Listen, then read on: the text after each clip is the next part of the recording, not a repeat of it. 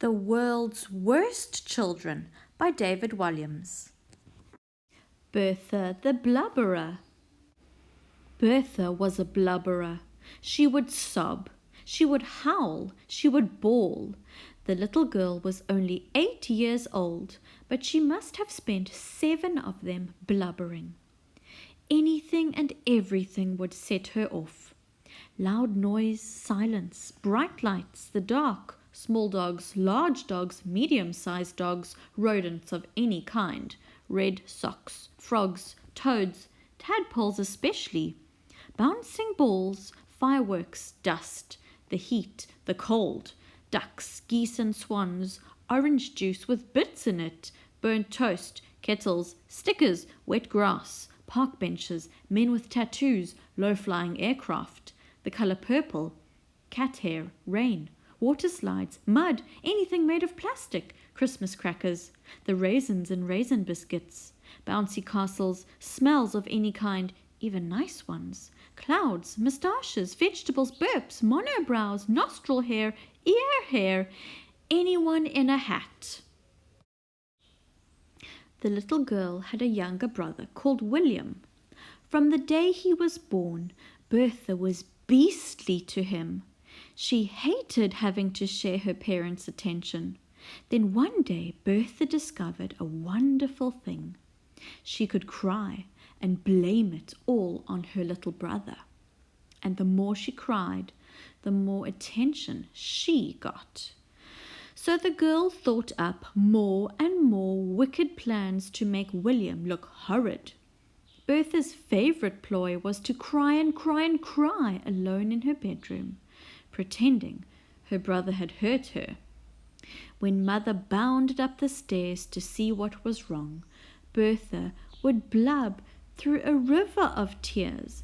"Mama, it was William. He pinched me. William pinched me hard on the arm." Sometimes she would elaborate on the lie by actually pinching herself. Bertha would then offer up the very tiny red blotch on her arm as evidence of her brother's beastliness. She would wail. Then Mother would burst into her son's room next door to confront the boy.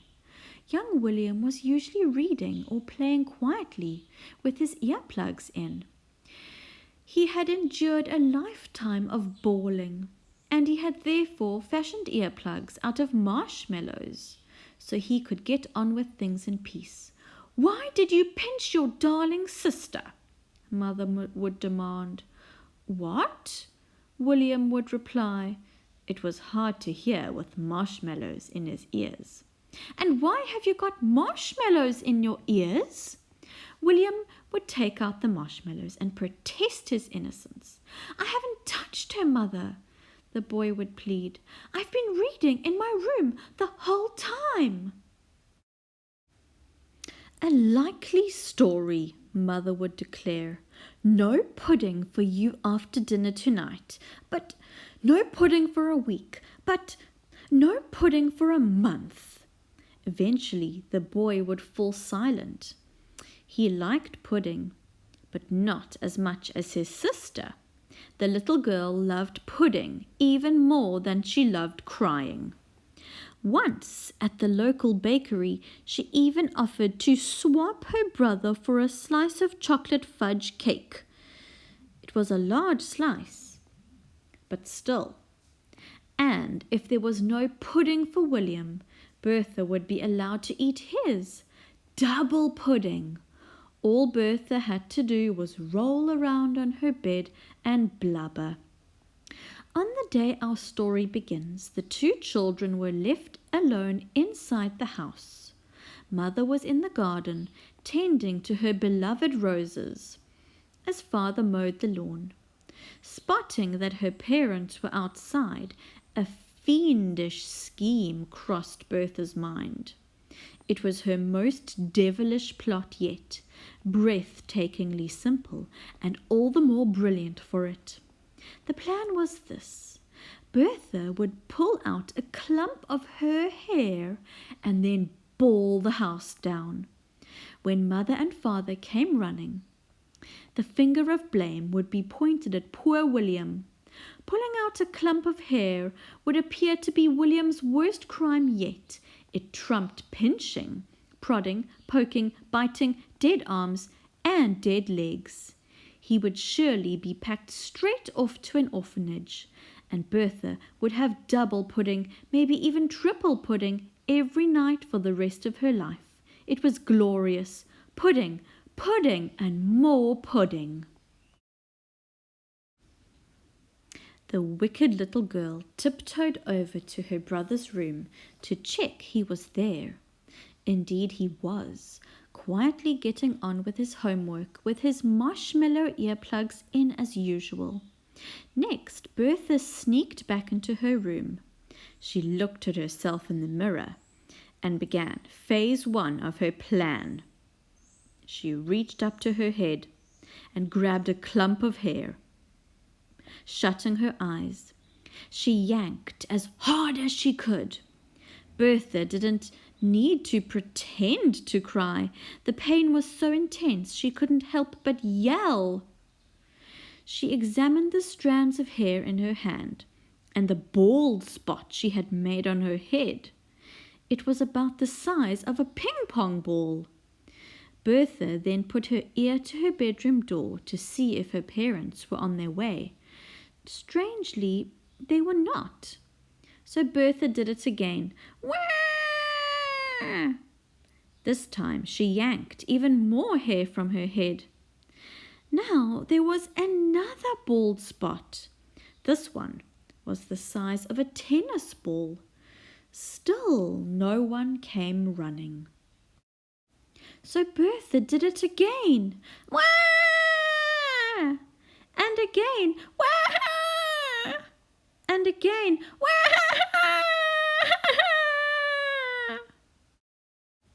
The pain was so extreme that Bertha's eyes were now stinging with tears. She could barely see what she was doing any more. Yet still the girl yanked out more and more of her hair. Eventually, wiping the tears from her face, she stared in the mirror. Bertha was now completely bald, except for one lonely strand at the top of her head.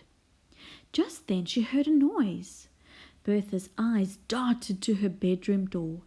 To her horror, her mother and father and brother were all looking at her through the door crack. Bertha stared at them for a moment, and they stared back at her. How was she going to explain this?